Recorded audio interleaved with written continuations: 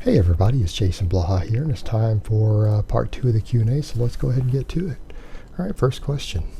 Hello Jason, I'm a complete novice to weightlifting. I'm 43 years old and have been a runner for years. I want to branch out into weightlifting and build some strength. I am 5'7" and 170, down from 235 a few years ago. I still feel I need to lose fat, but also want to build muscle. Any suggestions? Thanks. I think your goals are totally reasonable. If you've been running for years, you've lost a lot of weight doing so, but you haven't built any muscle through resistance training, I think you're going to find building muscle while continuing to lose a little more body fat isn't going to be unobtainable at all. What I would recommend, because of your age, you're a little bit older, you're 43. I'm 40 years old, so again, I kind of grasp how these things start to go down as we age a little bit. It's definitely not the end of the world. We can still make progress, but we've got to be a little more careful. Our recovery is not what it once was. But due to starting lifting at a slightly higher age, I'm not going to recommend that you go full-blown into any sort of true novice program like my 5x5 or anything like that. I think those might be a bit much for you at this point. But at least you're in good shape because you've built work capacity through doing cardio and running. So you've got a baseline work capacity. I would ease into it slowly. I would do something like my... I've got a 2-day-a-week program for non-athletes in my training program playlist. I would do something like that. Do a very basic program like that for a couple months, see how it goes, and then once you're used to lifting and have built a little bit of muscle and strength, then consider doing something like my linear hypertrophy program, or any just full body basic progression routine will be fine for you at that point. And that's how I'd go about it. Just be aware that going into any sort of really difficult, full-fledged novice program like my novice 5x5 might be a bit much at first with you starting out. And even if you did do a program like that later, doing something like the cutting version due to being a little bit older, past about 30 years old, past about 35, run the cutting version just so that you can make ideal progress without overtaxing your recovery. All right, next question.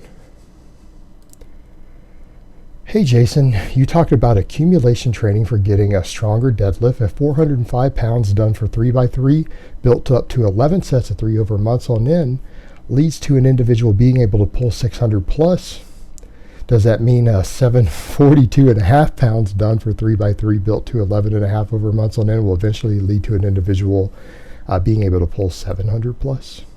Well, the thing to remember there, that's not automatically going to guarantee those numbers. But I will tell you though, that if you build up to doing 11 triples with 405, and you can do them with less than about 2 minutes between sets, if you can pull that off, you probably do have the overall strength and musculature now developed to probably pull close to 600 pounds. You're probably going to be in that ballpark. Does it mean you're automatically going to be able to just run over and pull it? No.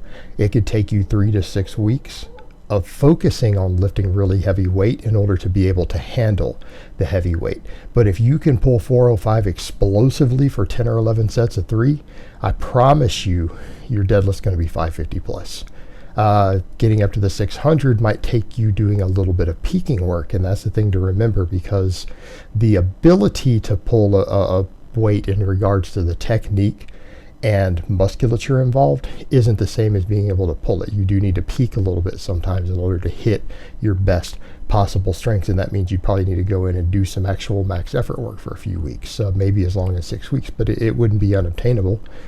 Same thing like you're saying, if you work with say 475, could you possibly pull 700? I don't know about 700. Would I say that someone who can do 10 or 11 triples fast and with perfect technique with 475, are they moving in on that range? Very possibly. Very possibly. I think someone who can do 475 for 10 sets of 3 pretty fast, I think they could walk in with no peaking and pull 600. If they've spent months and months or a couple years building up to that, doing nothing but accumulation work like that, they have the musculature to do it. Again, as far as getting to 700, that's a tall order. Maybe. Again, as long as all the musculature is built up, you've done enough other accessory work, you can squat decent, you can row decent. If you use accumulation work like that to build up the size and overall technique, it wouldn't be a stretch to say 650 to 700 after someone spent a phase peaking and working on max lifts. Totally doable. Totally doable. But again, that goes to show you that accumulation work can actually build very respectable maxes. All right, next question. Hey, Jason. Hope your people recover from the hurricane. Thank you for that, by the way. And my people are all doing good. Most of my family are good. Some people did. One person did lose a home, but I think they're going to be okay. Their health's okay. Their pets are okay. We're all good. And back to your question. Liss is a great way to raise activity level and burn more calories, and it made great results with your cutting so far. But how do you account for it? Like 2 to 3 hours of walking, cycling, or whatever. How do you know exactly how much calories are being burnt? Calculator, pedometers, what do you recommend? And in case your Liss ended up burning like 1,000 or 1,500 calories, would you eat that back or just leave it as it is? Wouldn't leaving it uneaten lead to a huge deficit, hurting your ability to maintain mass and strength? I don't think you need to account for it as much as you think you do, meaning Liss cardio is burning mostly fat calories. And again, people are going to say, oh my God, I can't believe you're trying to dispel calories in, calories out. I'm not, because we're still dealing with potential advantages. Once you're doing very large volumes of cardio, there's a nutrient partitioning effect, meaning the only way you're going to be in trouble from this is if you're losing weight quickly. If you start losing 3 pounds a week, expect to lose some strength. All right, that's going to happen. But as long as the scale is going down relatively constant and you're not losing more than about a pound a week and you're used to doing this volume of cardio, I can promise you're not going to lose muscle and you're not going to lose strength. Not if you're doing large volumes of Liss cardio and you're eating large amounts of carbs. It's not really going to be the problem that you think it will. There's a big difference between creating a deficit by extreme caloric restriction versus doing large amounts of activity that minimally impacts recovery, that in some cases enhances recovery. I don't think it's going to be a problem unless you're burning through way too much body fat to the point to where you're burning through muscle glycogen and stuff too. Meaning if you're losing like 3 pounds a week, it's probably going to be a problem. In other words, you don't need to track it exactly. And I mean, really, people get obsessed over this. Do you really think you have the ability to track the calories you burn accurately? Do you think you even have the ability to track the calories you eat perfectly? It's plus or minus 10% even on what you eat. In other words, your 3,000 calories could be 2,700 or 3,300. You don't know that. The best technology you as a layperson who's not a multimillionaire have available to you won't let you get any closer than that. You can't afford the level of technology to track it more than that. You're talking about hundreds of thousands of dollars for you to accurately track any of this. I wouldn't stress over it. Because the thing is, a method like this is something you would be doing for a long-term effort. So if you have 1 week to where you don't lose any weight because you didn't get it right, does it matter? You might have even recompositioned slightly. I wouldn't worry about it. Just continue to do the cardio and adjust your caloric intake loosely based upon what the scale is doing. All right, as long as the scale is going down at a nice slow pace, you're doing it right. You know that if you're doing it this way, you're probably not losing any muscle mass, and that's the beauty of using this sort of method. As long as the weight loss is slow, it should give you 100% muscle retention, and that's the whole point. The whole thing is that you're doing it in a far healthier manner that's going to make you better when you go to bulk later also. That's why methods like this are going to be superior long-term for body composition, for drug-free people or very, very casual users of anabolics, is simply because of the muscle preservation potential along with the building of work capacity. The building of work capacity and recovery is what's going to mean when you go back to trying to gain muscle again, you're going to gain it faster and easier while staying leaner due to the nutrient partitioning. And that's the whole point. And don't worry about tracking everything perfectly unless you have perfect goal dates set, that you have certain dates you need to lose X amount of weight by to make a weight class or some sort of photo shoot or something. I think it's a waste of time to overanalyze this. Just adjust the calorie side and deal with it. If you don't lose weight for a week or two, not a big deal.